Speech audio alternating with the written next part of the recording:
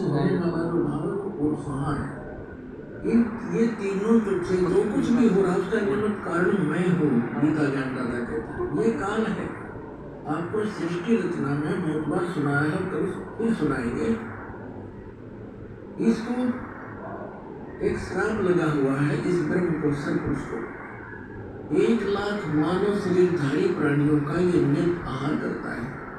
इसमें एक ब्रह्मांड के अंतिम छोर में, इसका 21 ब्रह्मांड का लोक है, पूरा 21 ब्रह्मांड, इसके 21वें ब्रह्मांड के अंतिम छोर में इसने एक ऐसा स्थान बना रखा है जहाँ कोई नहीं जाकर देख सकता। एक तपस्या है, उसके ऊपर 1,00,000 मानव शरीरधारी प्राणी डेली वहाँ घूमे जाते हैं। ये शरीर तो यहाँ रह जाता है, इसके अंदर एक सूक्ष्म शरीर है। उसके अंदर जो सारे जीवन में हम खाते हैं, पीते हैं, जो व्यसन करते हैं, उसका सूक्ष्म अंश लिप्त हो जाता है और वहाँ इतनी गर्म है वो तपस्या, उसके ऊपर डालकर उसके अंदर से गंध निकाला जाता है। जीव मरता नहीं तो उसको ये खाता है। तो ये कहना चाह रहा है कि इनसे जो कुछ भी हो रहा है उसका निमित्त कारण मैं ही हूँ। इनमें मैं नहीं और ये मुझमें नहीं, क्योंकि ये इनसे भिन्न रहता है। अब यहाँ प्रसंग चला है तो इसमें सिद्ध करते हैं कि रजगुण ब्रह्मा है, सतगुण विष्णु है, तमगुण शिव। तब ये आगे प्रसंग चलेगा। अब देखिएगा शिव पुराण से सिद्ध करते हैं। ये देखिए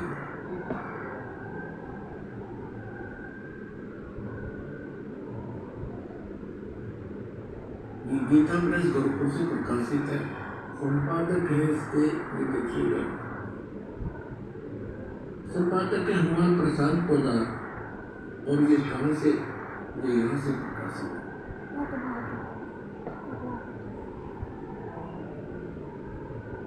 ये है रुद्र संहिता, रुद्र संहिता और संक्षिप्त शिव पुराण, पृष्ठ नंबर 110 पे गीता प्रेस गुरुकुल से प्रकाशित सचेतन मोटर।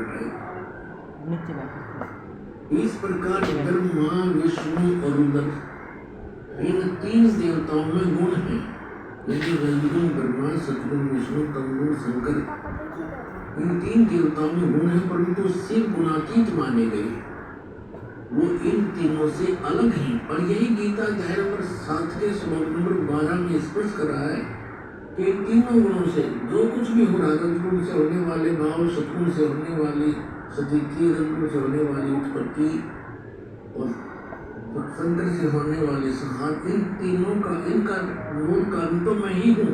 मेरे कारण ही हो रहा, क्योंकि इसको 1,00,000 जीव मानव शरीरधारी प्राणी रोज खाने पड़ते हैं। और फिर ये कहता मैं इनमें नहीं और ये मुझमें नहीं। अब ये खुद यहाँ भी खुद कह रहा है कि वो गुणा वो इनसे न्यारे हैं, भिन्न हैं। अब ये कंसेप्ट और क्लियर करना पड़ेगा। यहाँ एक और शंका उत्पन्न हो जाएगी कि ब्रह्मा विष्णु रुद्र, तो रुद्र अन्य भी है, एक जो 11 रुद्रों का सरदार है, वो रुद्र अलग है। और उन सभी रुद्रों का मुखिया ये शंकर भी है, तो वो शंकर, इसलिए इसको भी रुद्र कहते हैं। और 11 रुद्र अन्य भी हैं।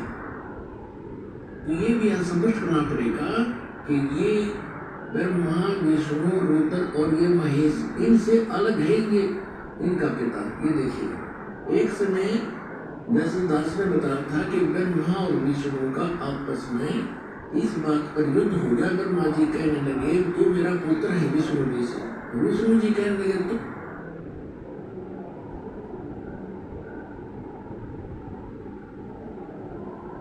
तो मेरा पुत्र है।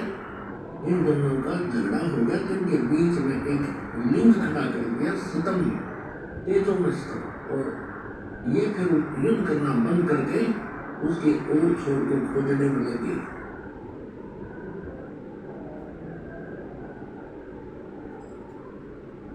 फिर वहां पुत्र शिव के रूप में ये खुद आकर खड़ा हुआ, ये काल भगवान। और फिर इनसे इनको कैसे संबोधित करता है ब्रह्मा और विष्णु को सुनिए।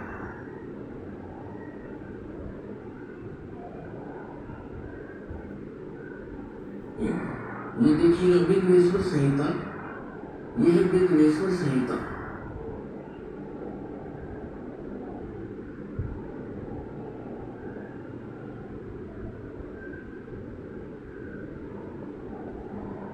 और संस्कृत शिवपुराण 24 पृष्ठ पे।